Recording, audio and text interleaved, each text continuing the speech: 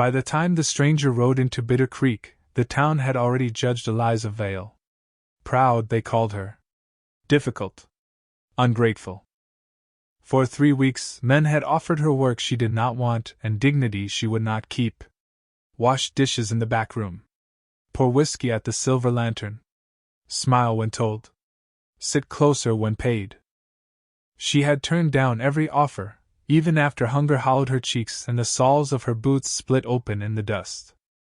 Then, just before sundown, a one-eyed cowboy stepped off his horse, looked at her like she was a person and not a bargain, and asked the strangest question anyone in Bitter Creek had ever heard. "What kind of job does your heart want?" That should have sounded kind. Instead, it sounded dangerous. Because by then 3 men were already dead, the sheriff was lying through his teeth, and Eliza carried a secret stitched into her coat that was heavy enough to get her hanged before sunrise. She did not need mercy. She needed a way through the night. But when she looked into the cowboy's one good eye, she understood something cold and terrible. He was not asking what work she wanted. He was asking what kind of life she was still willing to bleed for. And depending on how she answered, Bitter Creek was about to drown in blood. Bitter Creek looked like a town that had survived too many bad ideas. Every building leaned a little. Every sign creaked. Every man standing under an awning wore the same expression, a slow, measuring look that asked what you were worth and how hard you would be to bury. The sun sat hard over the place, flattening color into yellow and brown. Dust dragged across the street in long dry ribbons. Horses stood with their heads low, half asleep, while flies worked the corners of their eyes. Somewhere a piano was being murdered in broad daylight. Eliza Vale walked into all of it with a carpet bag in one hand and a stitched coat hanging too warm around her shoulders. She was 28, travel-worn, narrow with hunger, and held together mostly by anger. Her dark hair had slipped loose beneath her hat. Her face was plain until you looked at her eyes. Then you saw the trouble there. Not trouble she brought. Trouble she had survived. She had 42 cents, a folding knife in her boot, and a sealed packet hidden inside the lining of her coat. That packet was the reason she had left Dry Hollow. It was also the reason she had not slept properly in 19 days. At the hotel, the clerk looked her over and smiled like a man pricing livestock. "What's a room cost?" she asked. "For you?" He leaned back in his chair. "Depends what kind. The kind with a door. That'll cost more than you've got." She laid 2 coins on the counter anyway. "Then tell me where honest work is." He laughed softly. "Honest work? In Bitter Creek?" By sunset she had heard the same answer everywhere, only dressed in different voices. The laundry was full. The boarding-house kitchen had no opening. The church could offer prayer but not wages. The livery needed strong hands, but not female ones. The general store did not hire travelers. The Silver Lantern, however, was always hiring. The madam's girl on the porch looked Eliza over, then said, "If you're here to work, speak to May. If you're not, keep your chin up and don't let them smell fear." Eliza thanked her and kept walking. That was when the town truly noticed her. Men remembered the women who entered the Silver Lantern. They remembered even more clearly the women who refused. By dark she was behind the general store, sitting on an upturned crate with the last half of a stale biscuit in her hand.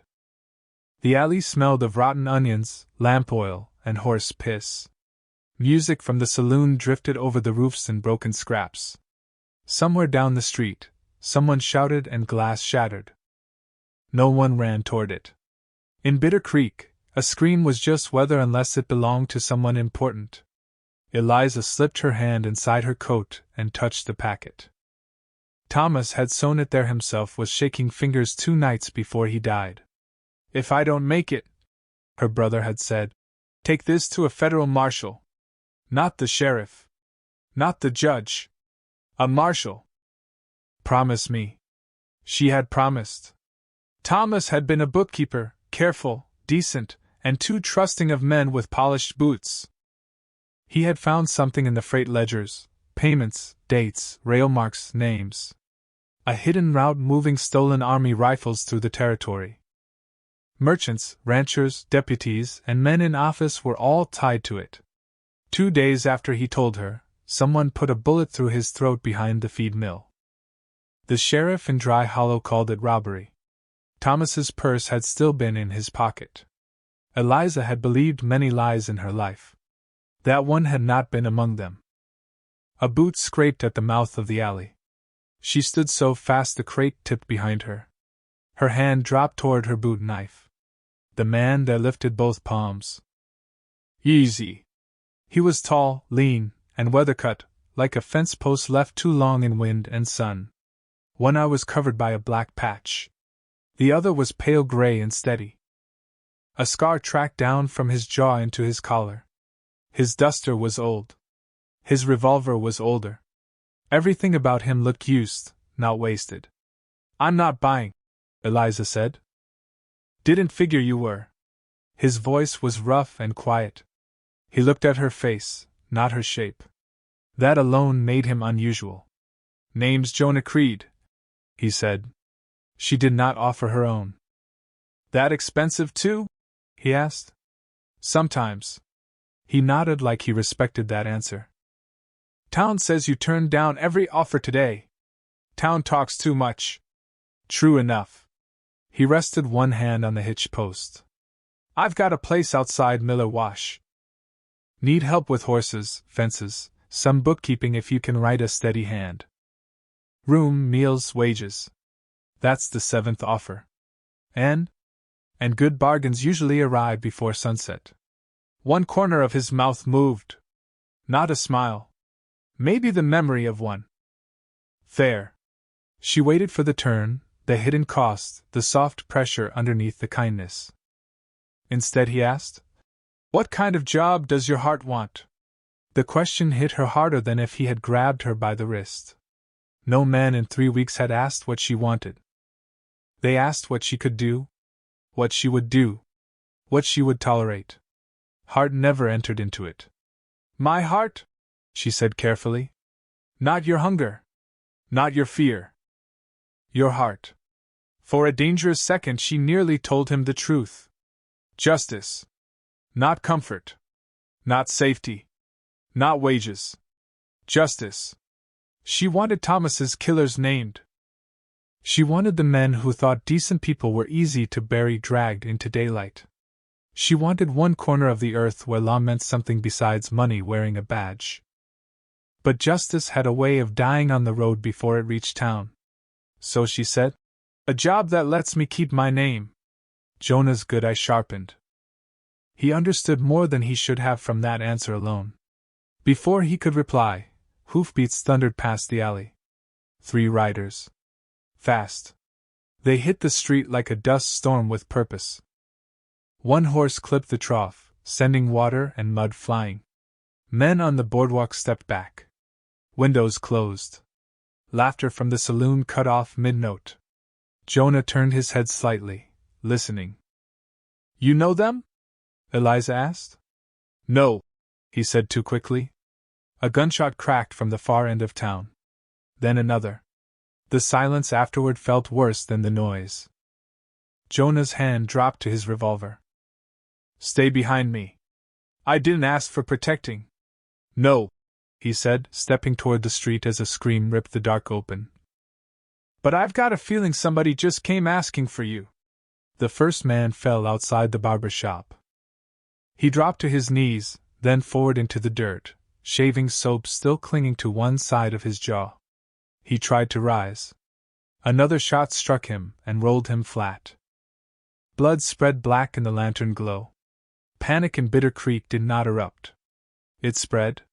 Doors slammed. Lamps went out. Men vanished off porches and into shadows with the speed of rats in grain. Somewhere above the street, a woman pulled a child away from a window hard enough to make the frame rattle. Eliza crouched behind the water trough with Jonah beside her. Cold water soaked through her skirt. From there she could see only pieces: horse legs, rifle barrels, boot heels, Sheriff Rusk's wide shape emerging from the jail. Amos Rusk wore his badge like it had been nailed onto him. He was broad, heavy-jowled, and slow in the dangerous way of men who think the law is theirs to spend. By daylight he played genial. In lantern light he looked truer, greasy around the mouth, mean around the eyes. "What in hell is this?" he shouted. One of the riders tossed something into the street. It landed with a wet thud. Even from where she crouched, Eliza knew what it was. A man's hand. Rusk went still. "Message from Dry Hollow," called the rider in the canvas coat. His voice was high and almost cheerful. "They said you might be holding property that belongs elsewhere." Jonah muttered one word under his breath. "Damn." Eliza turned. "Who are they?" "Bad news with money behind it." "That doesn't answer me." "No," he said, eyes fixed ahead. "But it tells you enough." The third rider dismounted then, and the street seemed to tighten around him. He was broad-shouldered, blond-bearded, and handsome in the way wolves are handsome if you see them before they feed. A pale scar crossed his eyebrow. He wore 2 revolvers, one low on each hip, like a man who had run out of patience with choosing sides. "Name's Silas Vane," he said. "Maybe you've heard stories." Eliza had. Raider. Gunman. Deputy in one county, outlaw in the next. Men spoke his name the way people talk about prairie fire, with fear and a little awe, as if destruction counted for greatness. Sheriff Rusk wiped his mouth. "You ride into my town shooting barbers, you'd better start making sense." "We're here for a woman," Vane said. "Dark coat. Traveling alone. Carries papers she doesn't understand." Eliza's fingers went numb inside her sleeves. Jonah did not look at her. That frightened her more than if he had. Rusk's silence lasted a shade too long. Then he shrugged. "Ain't seen such a woman." Vane smiled. "I don't think you mean that." A baby cried in one of the upstairs rooms. Vane lifted his gun and aimed toward the sound. "I can search by guess," he said. Jonah rose before Eliza could stop him. He stepped into the open street with the calm of a man who had been here before and hated that he had. Vane saw him and blinked once. Then his smile changed. "Well now," Vane said softly. "There's a ghost." "I hear the same about you," Jonah answered. Sheriff Rusk stared. "Creed?" Jonah ignored him. "You came too soon, Silas. You always did mistake hope for planning." Eliza's heart pounded. They knew each other. Not by rumor. By history. Rusk found his voice. "Anybody care to explain why dead men keep arriving in my street?" "Because you sold them directions," Jonah said. The sheriff's face shifted for one guilty flicker, then settled back into outrage. Vane chuckled. "That's unfair, Jonah. Amos sells everybody directions. That's why he's still alive." The truth landed heavily in the lane. Rusk's hand drifted toward his gun. "Careful. You be careful," Jonah said. "You're standing in front of rot and calling it law." Vane's gaze slid past Jonah, scanning shadows, windows, alleys. "She here?" Jonah said nothing. Vane cocked his head. "I'll ask simpler. Did Thomas Vale die before or after he begged the wrong men for mercy?" Eliza's breath caught. Jonah's jaw hardened. "That's enough," Rusk snapped. "No," Eliza whispered to herself. "Not enough." Vane drew with casual grace and aimed again toward the upstairs window. Before he could fire, Jonah's revolver flashed. The bullet hit Vane's wrist. His pistol flew from his hand and clattered into the dust. Everything broke at once. Rusk shouted. One of Vane's riders fired wild. A lantern shattered and burst into flame. Horses screamed and reared. Splinters leapt from posts and walls. Jonah dove behind a rain barrel as bullets chopped wood around him. Eliza ran. She crossed the boardwalk low and fast, one hand on her coat, the other reaching for the jail door standing open in the confusion. It was the closest stone building and the dumbest hiding place, which made it perfect.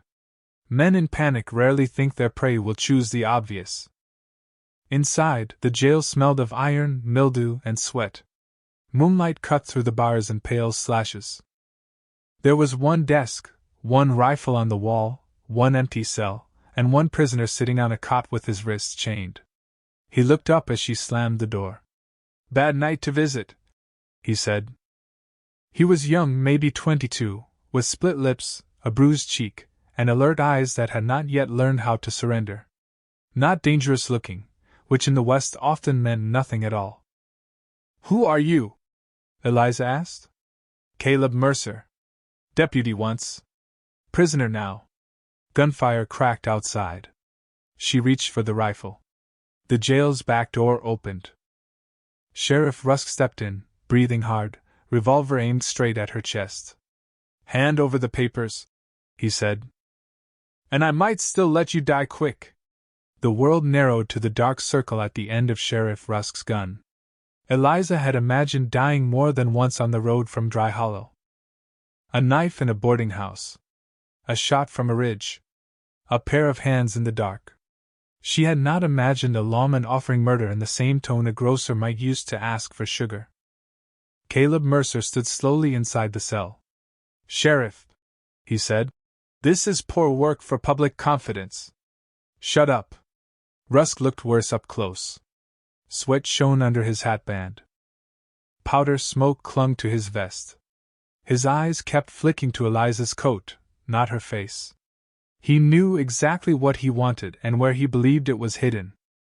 Outside, gunfire rolled up and down the street in ragged bursts. Then came a lull, which somehow sounded more dangerous than the shooting. "If you were going to let me die quick," Eliza said, "you wouldn't be bargaining." Rusk's mouth twitched. "Your brother talked like that too." Thought words bought time. Cold settled behind her ribs. "So you knew." "I knew enough." "Did you kill him?" He hesitated. "That was answer enough." "I told men to scare him," he said. "That's all." Men like Vane don't always measure force properly. Caleb laughed once from the cell. Comforting. The law arranged murder by accident. Rusk swung the gun toward him. "You want another broken tooth?" "That depends. Is it official county business?" Rusk turned back to Eliza. "Pack it. Now." She moved slowly, fingers brushing her collar instead of the hidden seam. "If I give it to you, what then?" "You die." No softness. No lie left in him.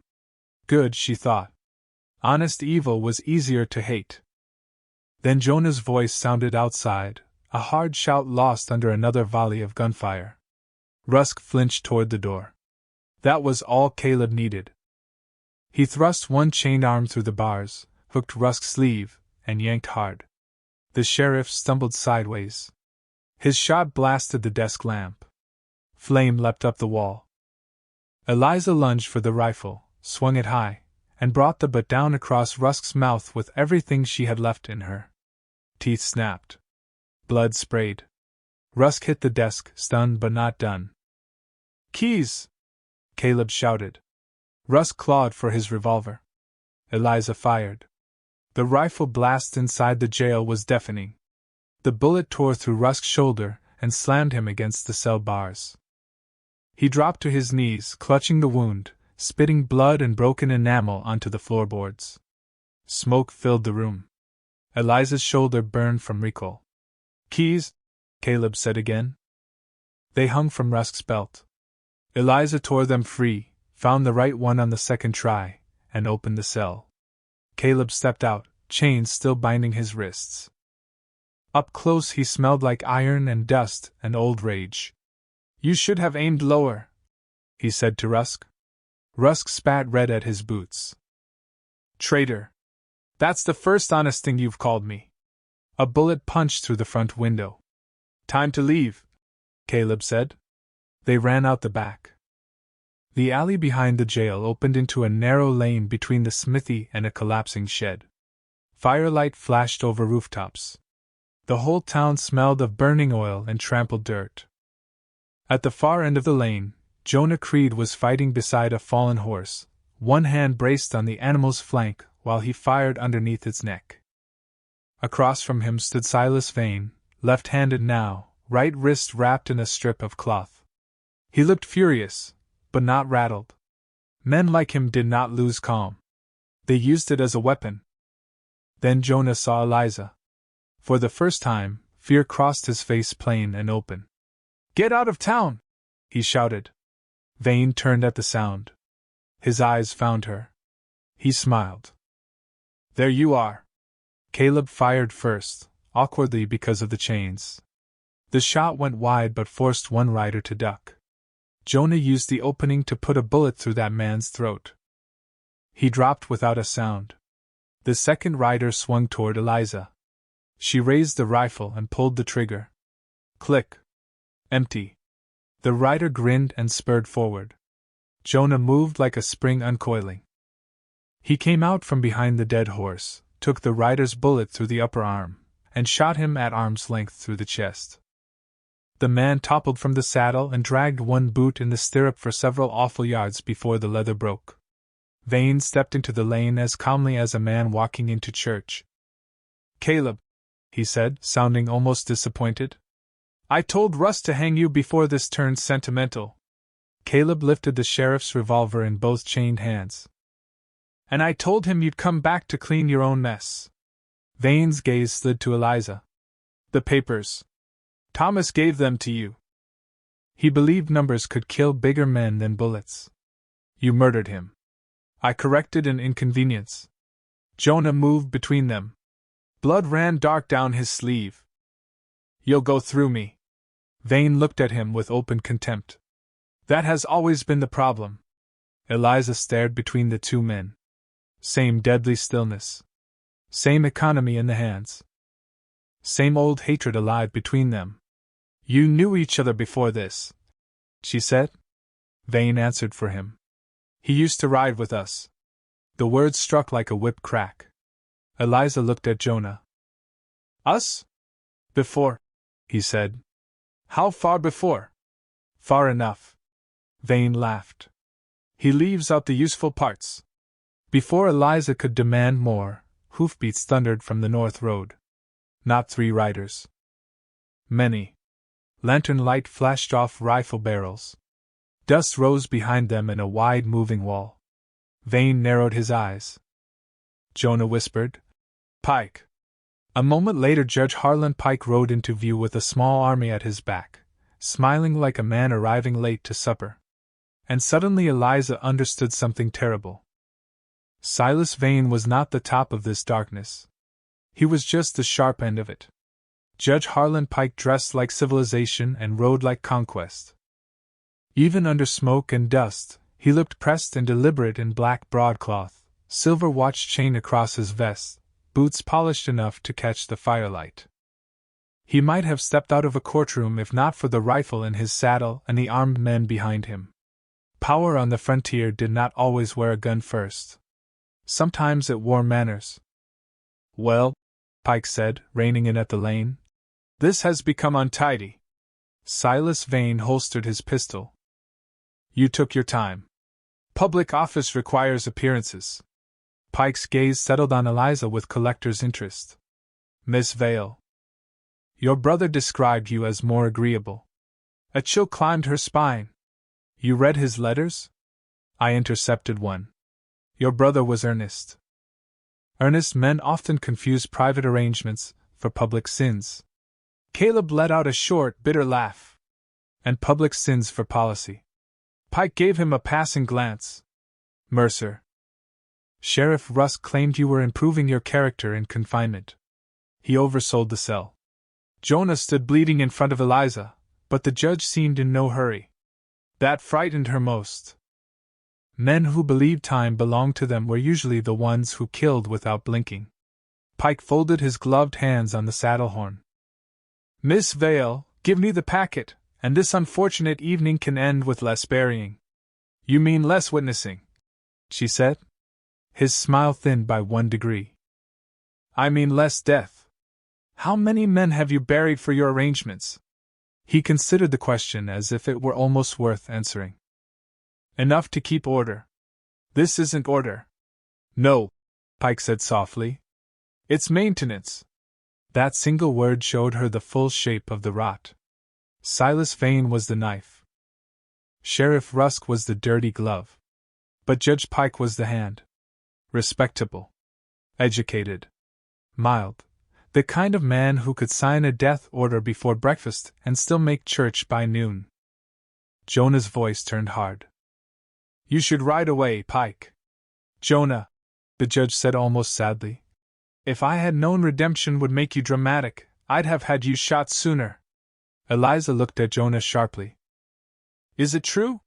He did not ask what she meant. I rode freight escort for Pike years ago. At first I told myself I didn't know what we were moving. Then I told myself worse men would move it if I walked away. Then I stopped lying. Vane smiled coldly. He was good at it before he got religion. Jonah ignored him.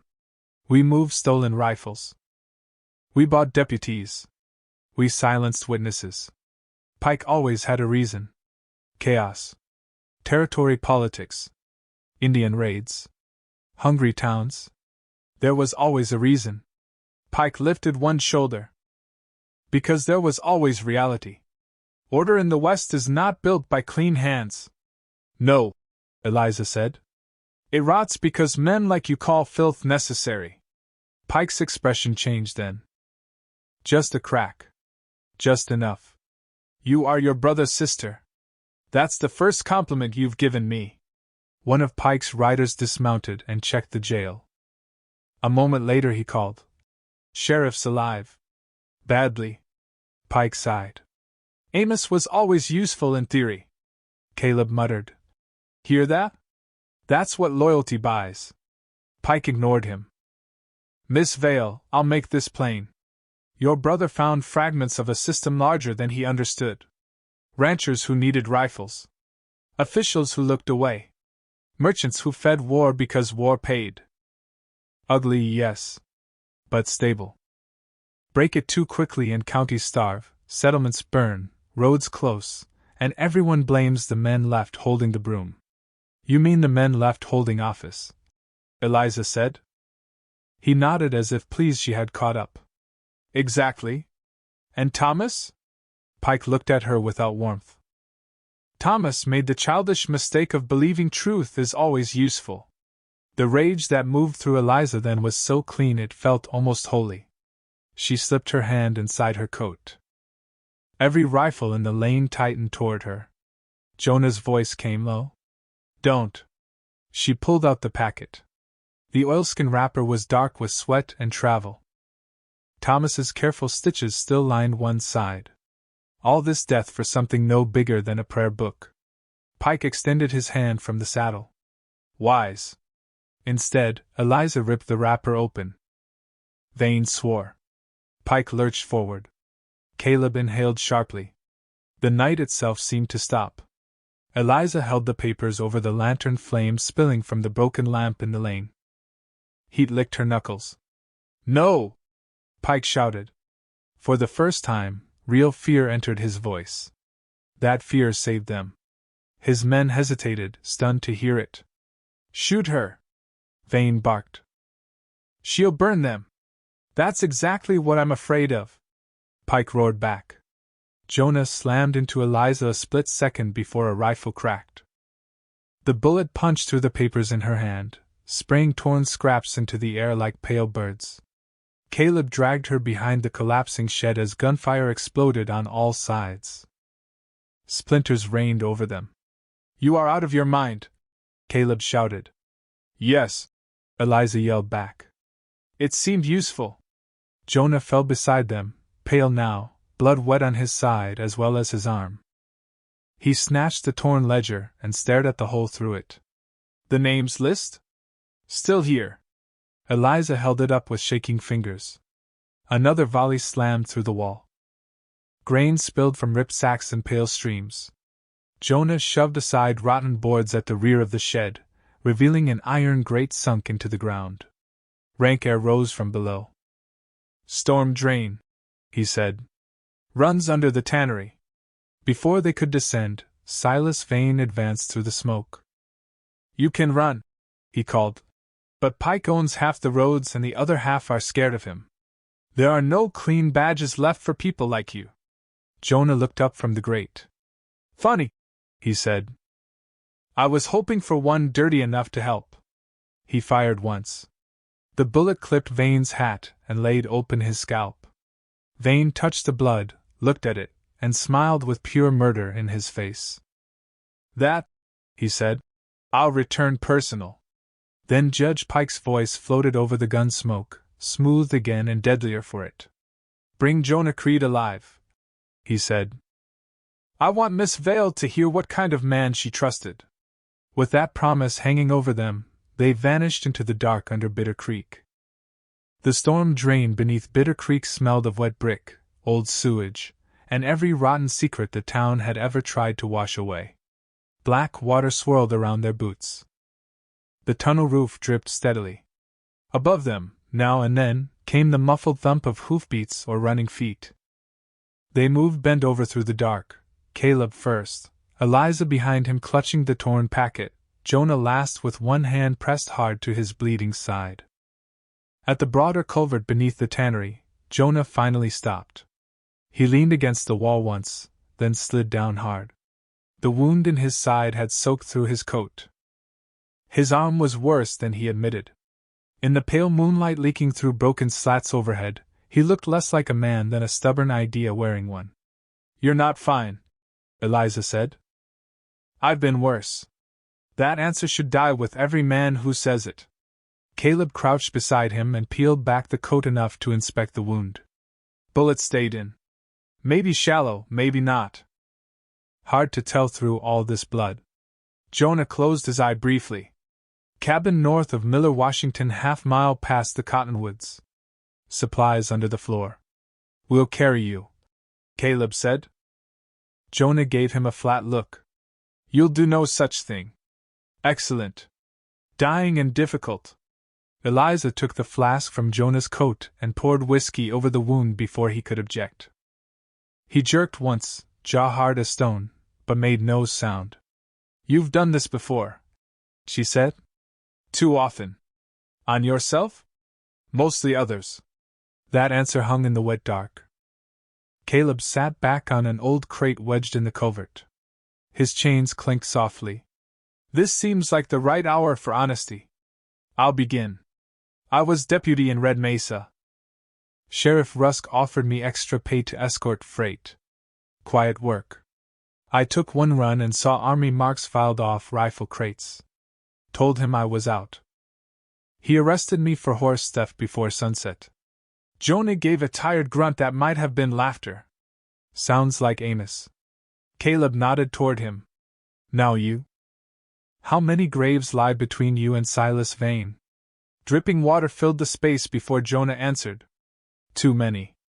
That's not a number. No. It's a confession. He looked not at Eliza but into the darkness beyond her shoulder. Silas and I rode for Pike before either of us understood how wide his reach was. Freight escort, debt collection, witness pressure. Everything was dressed as necessity. Pike was good at that. He never asked a man to do evil. He asked him to preserve order. Eliza listened without blinking. At first it was cargo, Jonah said. Then bribes. Then bodies. A rancher who talked too loud. A customs man who refused to sign. A priest who kept copies of donation ledgers. Every death had a reason attached to it. I swallowed those reasons because I was good with a gun and tired of being hungry. Is that when you lost the eye? Caleb asked. Jonah shook his head. That came after Red Washington.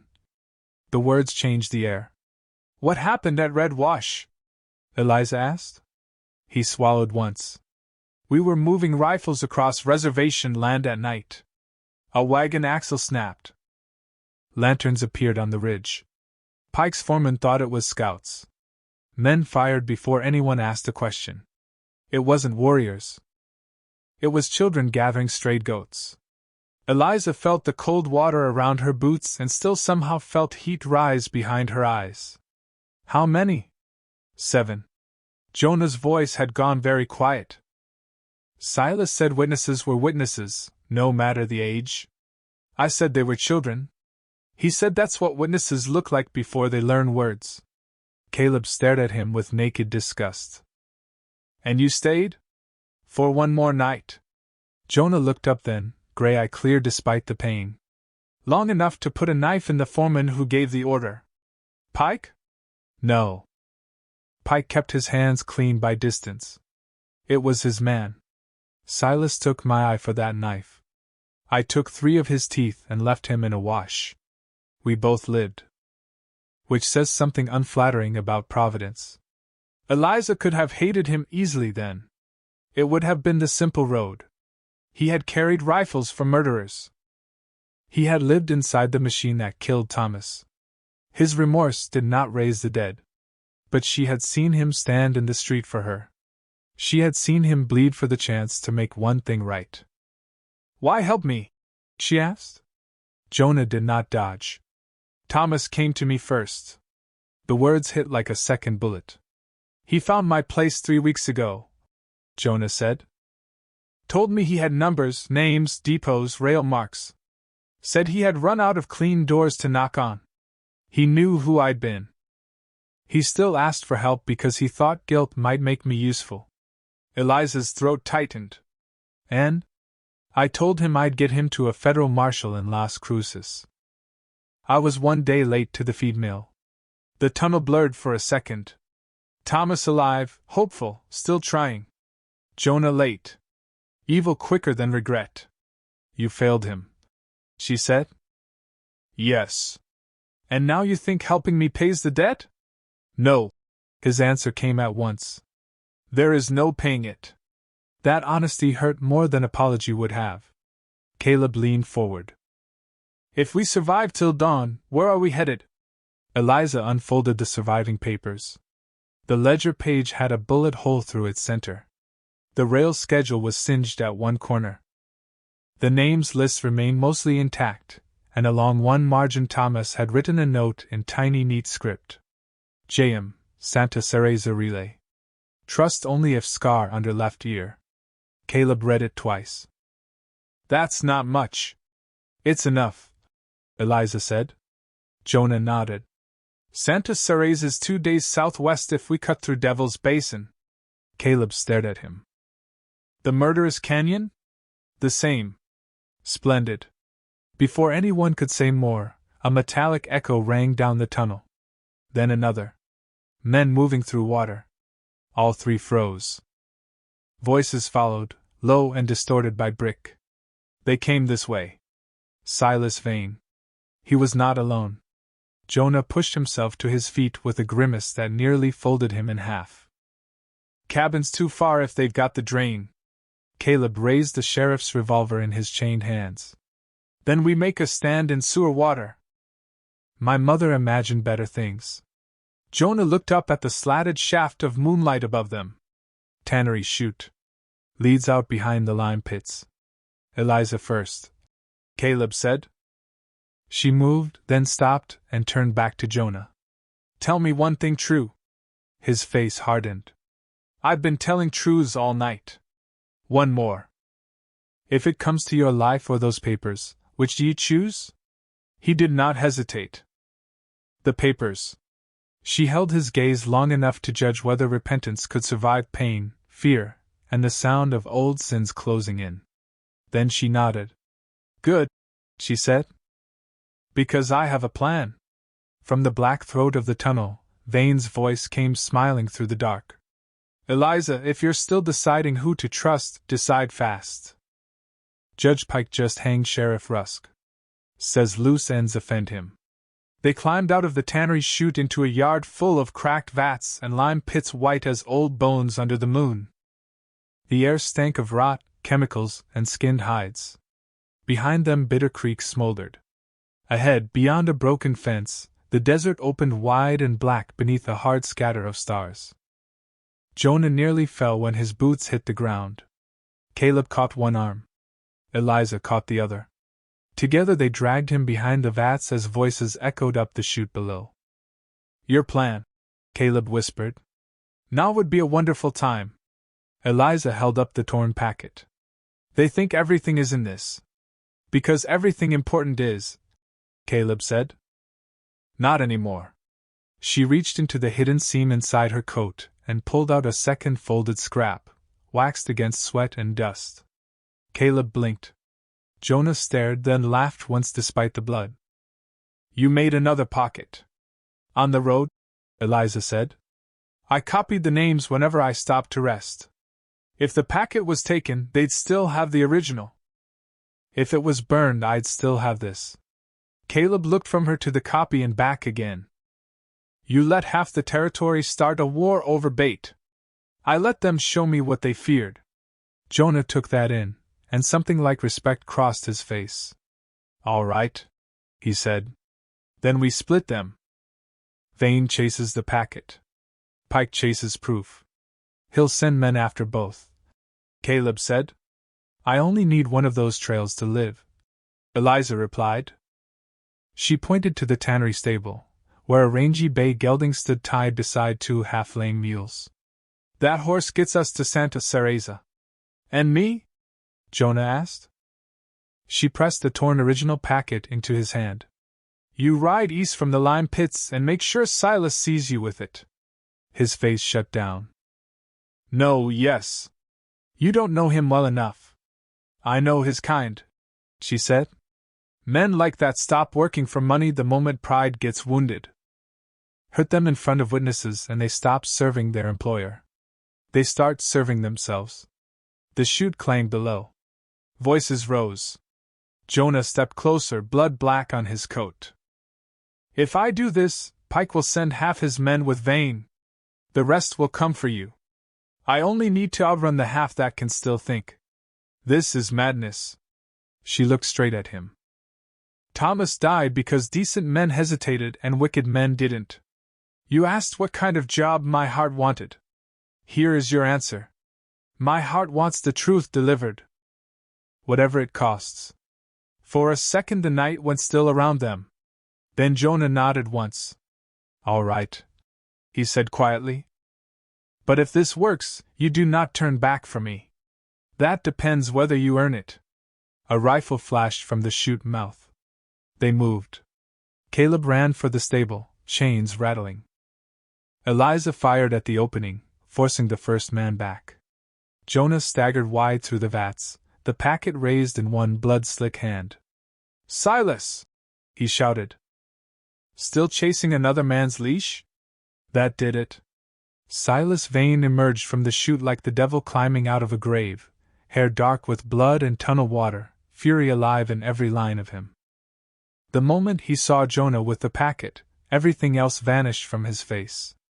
Mine! Vane snarled. Come get it! Jonah fired once and ran limping into the wash. Vane shouted for two riders and went after him at once.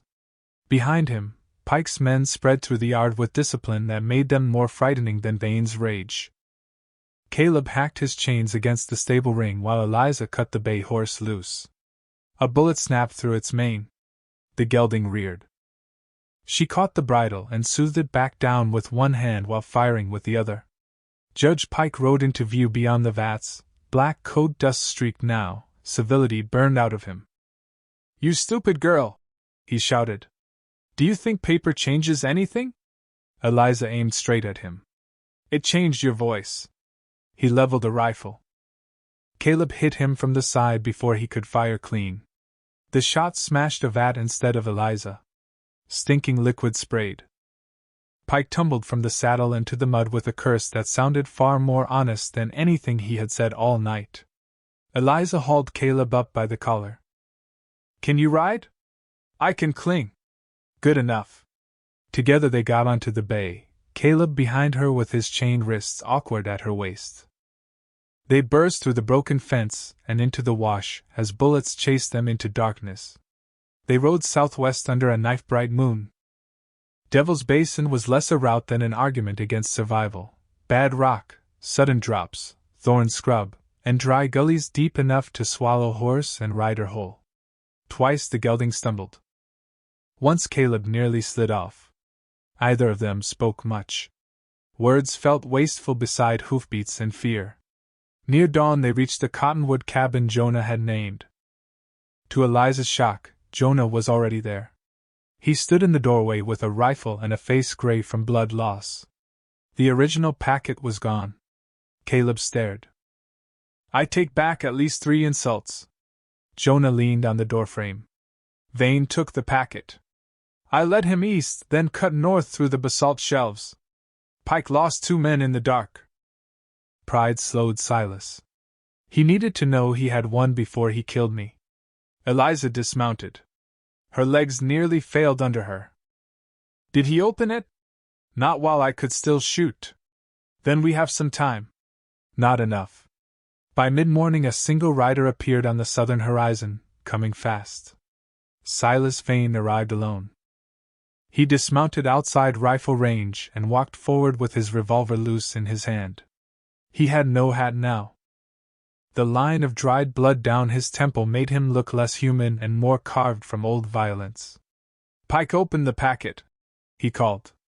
Found scraps and ash. He was offended. Jonah stepped onto the porch. You still taking his pay? Vane smiled without warmth. After today, I'm taking yours. Caleb cut his chains with the cabin axe while Eliza reloaded rifles inside. Pike's remaining men were still hours away if they came at all. This, somehow, had become personal in the oldest Western way. Not court. Not law. 2 men and a clearing and a history too rotten to bury. Vane drew first. Jonah fired last. The difference was everything. Vane's bullet tore through Jonah's lower belly. Jonah's round entered just above Vane's heart. Silas staggered 3 steps, looked down as if offended by the insult, and fell face first into the dust he had spent half his life trying to rule. Jonah remained standing only because Will can hold a body up for a few seconds after blood has already quit. Eliza reached him before he slipped against the porch post. No, she said, though she did not know whether she meant his dying, her grief, or the whole broken country that made men like him possible. He looked at her with one clear gray eye. Ride. We can still save you. No. Hoofbeats sounded faintly from the south. Pike. Jonah heard them too. He pressed the last loaded rifle into Caleb's hands and looked back at Eliza. What kind of job does your heart want now? Tears burned hot and useless. The same one. A faint peace touched his mouth. Then go keep your name. Caleb dragged her to the horse because she could not make her legs obey otherwise. They rode. Behind them, Jonah Creed's rifle began to speak again, once, twice, 3 times, until distance and wind swallowed the sound. They reached Santa Cereza by dusk. The federal marshal had a scar beneath his left ear and the tired face of a man who had seen too many honest people die early. He read Thomas's copied list, the surviving ledger scraps, the rail marks, and whatever he saw there made him lock his office door before speaking again. Judge Harlan Pike was arrested 11 days later while stepping out of church. He went to the gallows insisting he had only done what the frontier required. That may have been the ugliest truth of all. Because wicked men rarely think of themselves as wicked. They think of themselves as practical. Caleb Mercer got his badge back under another county, and wore it with enough suspicion to keep it honest. Bitter Creek survived, though the town never again trusted a smiling official or a polished boot quite the same way. Some called that bitterness. Others called it wisdom. As for Eliza Vale, stories split and wandered the way Western stories always do. Some said she married a rancher and vanished into decent weather. Some said she kept riding from town to town with copies of ledgers in her saddlebag, hunting rot wherever it tried to dress itself as law. Some swore they saw her years later in a depot office, still wearing the same hard look, still turning down every offer that came with a hidden price. The only part every story agreed on was this: she never again took work that cost her name. And if Jonah Creed died on that cabin porch, and most believe he did, then he died buying one clean future with the wreckage of a ruined life. That is not justice. Not whole. Justice would have been Thomas living. Children never buried at red Washington courts that could not be bought. Sheriffs who did not sell directions to killers. A frontier where survival did not demand filth from everyone who wanted to stand upright. But the West rarely offered justice whole. What it offered now and then was a choice. When the dust rose, when the law bent, when fear got loud and hunger got louder, you still had one last decision to make. What kind of soul would you keep? Eliza chose hers. Jonah tried to earn his back. And Judge Pike went to the ropes still believing he had been the most reasonable man in the room. Maybe that is the part worth arguing over. Because sometimes the devil does not come grinning with a gun. Sometimes he comes speaking softly about necessity. And that is how whole towns learned too late that the deadliest job in the West was not outlaw, sheriff, or judge. It was becoming the kind of person who could live with the truth and still call evil practical.